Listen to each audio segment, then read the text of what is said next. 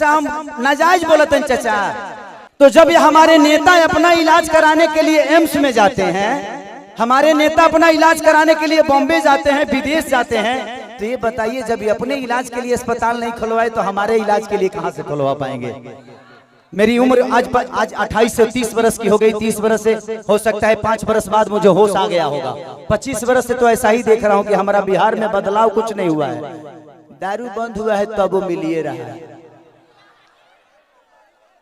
इसमें दोष हम सरकार को नहीं देंगे, क्योंकि हमारे पास रोजी नहीं है। हम अपनी रोजी ढूंढते हैं, वो चाहे हमें नशा में मिले या बुराई करके मिले या किसी का मर्डर करके मिले।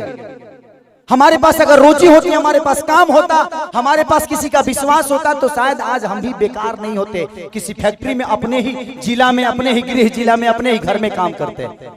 तो जब इंसान बेकार होता है तो वो गलत काम करता है। तो गलत काम तभी होता है जब इंसान फुर्सत में होला। एक गलत काम हो टाइम ना मिले। अच्छा बताओ, तार गेहूं के दंवरी आई तो तू दूसरे के टिकोड़ा तुरे जीबो, तू अपन गेहूं दई बना।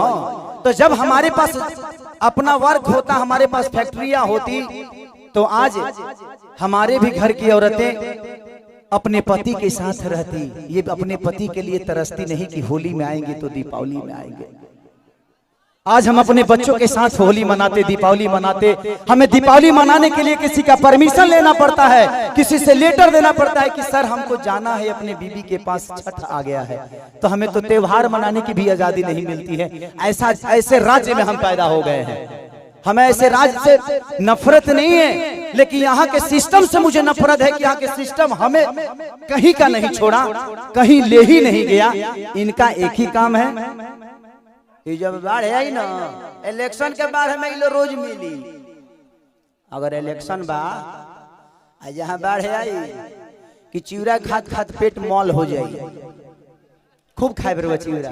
लेकिन यही इलेक्शन बीतते ही एक भी आदमी, हाँ, जो आपके दर्दों को समझता है। मैं किसी राजनेता पे उंगली नहीं उठा रहा हूँ, मैं सिस्टम पे बात कर रहा हूँ। आज अगर यहाँ फिल्म सिटी बन जाए तो मुझे लगता है कि खेसारी लाल यादव यूपी में शूट करने जाते हैं, वहां पे कम से कम 60 से 70 लाख रुपया भैया प्रोड्यूसर और डायरेक्टर यूपी सरकार को दे के आता है। वहां कम से कम 300 लोगों को रोज रोजी मिलेला। रोज कलाकार हो जी पैदा होले, रोज कलाकार काम करेले। लेकिन बिहार सरकार के कोनो चिंता नहीं है।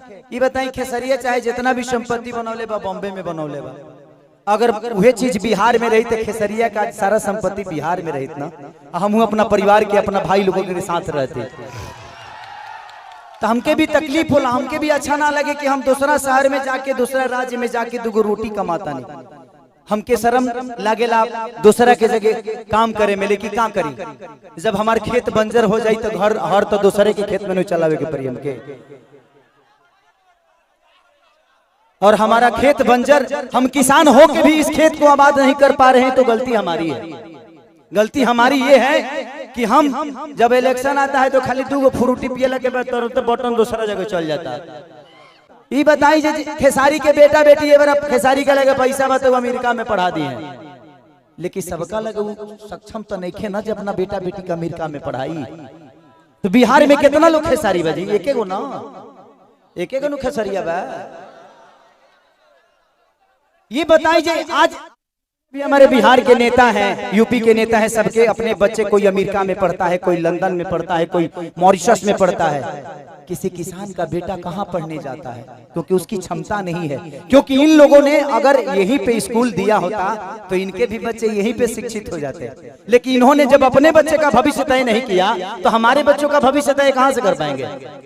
अब यह बताइए कि यूट्यूब पर डाल दी तो लोग कहिए खेसरिया राजनेता हो गए। अब हम अपन दुखों ना कह सकिले।